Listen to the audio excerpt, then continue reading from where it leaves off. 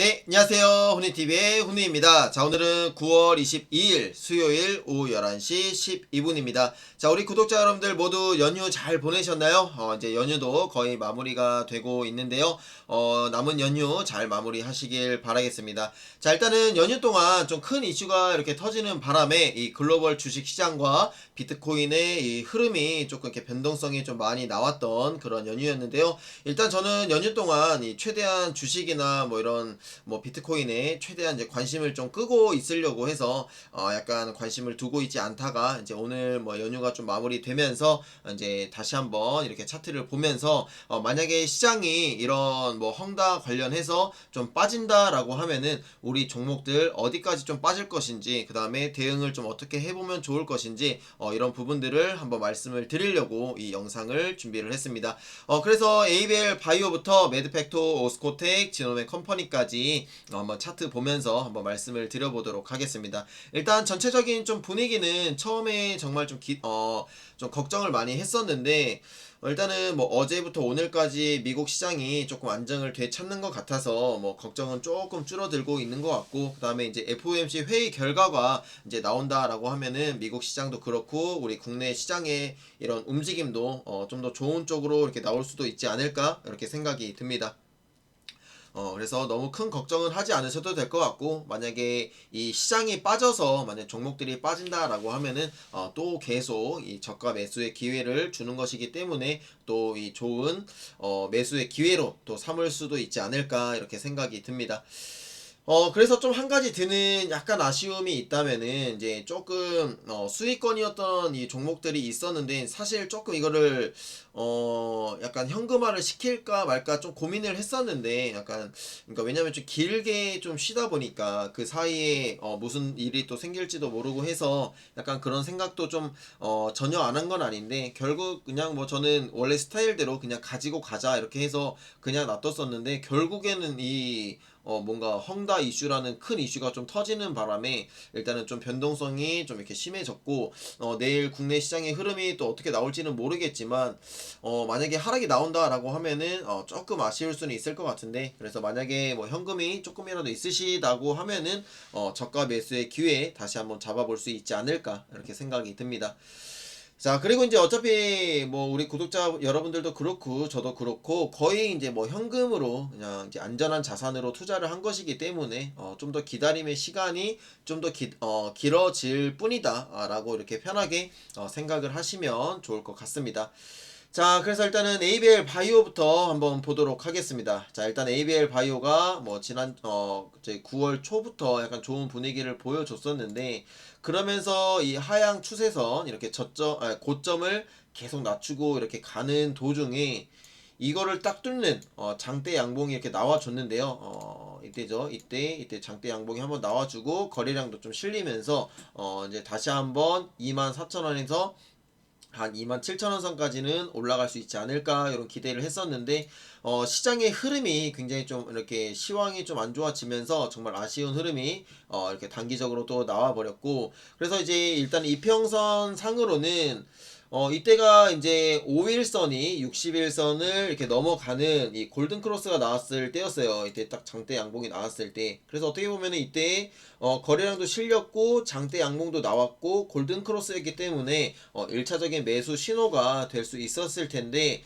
그 이후로 이 골든 크로스를 지지하지 못하고 이제 여기 121선까지도 넘어섰죠. 5일선이. 근데 이거를 지지하지 못하고 이렇게 또 장대 음봉으로 이렇게 빠지는 바람에 다시 한번 주가가 19,500원까지 밀리는 모습을 보여줬습니다. 그래서 일단 이평선은 뭐 지금 거의 이제 역배열이기 때문에 더 빠질 만한 자리도 없기는 한데, 만약에 시장이 좀 빠지면서 아마 외국인들이 좀 조금 더 매도를 하지 않을까 이렇게 좀 생각은 드는데요. 그래서 일단은 주봉으로 봤을 때는 내일 이 주봉 캔들이 하나가 생기기 때문에, 근데 이틀짜리란 말이죠. 이틀짜리기 때문에 빠지더라도 한 18,700원에서 한 18,000, 좀 크게 보면은 한 18,300원 라인 요 정도까지 좀 보고 대응을 해보면 괜찮지 않을까 이렇게 생각이 듭니다. 이때가 작년 5월 달에 이렇게 조정이 나왔던 때였는데, 이때 요 정도까지는 좀 밀릴 수도 있지 않을까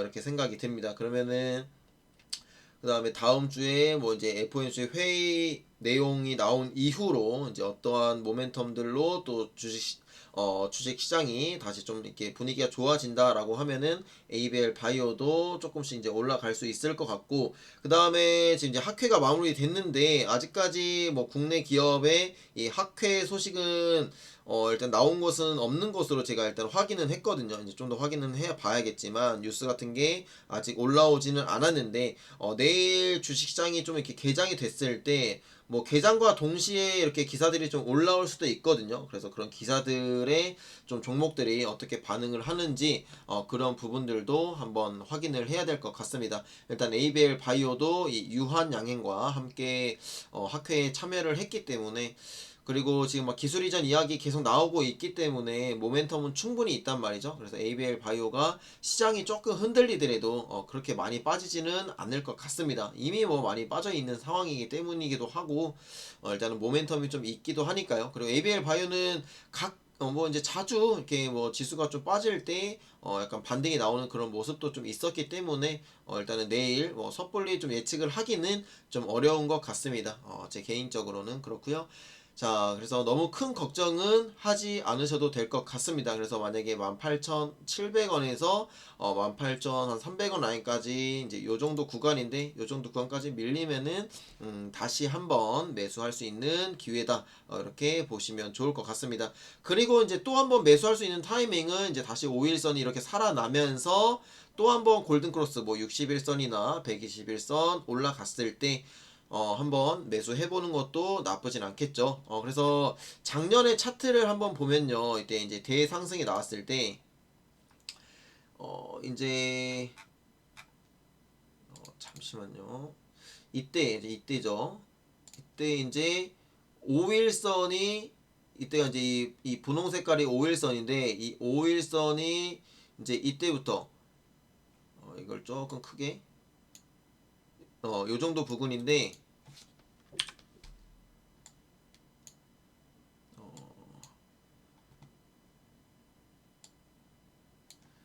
이때 이제 5일선이 딱 이렇게 여기 61선이랑 여기 61선 여기 있죠. 여기 61선 아래에 있던 21선이 올라오기 시작했고, 5일선도 이 61선 위로 이렇게 올라오기 시작했어요. 그래서 이때부터 이제 상승이 나오기 시작했고, 조정이 나왔을 때도 이때 딱 이 이평선들이 모였을 때 5일선이 위로 올라오면서 이렇게 상승이 시작이 됐거든요. 그러면서 5일선, 11선, 21선 이런 식으로 상승하는 모습.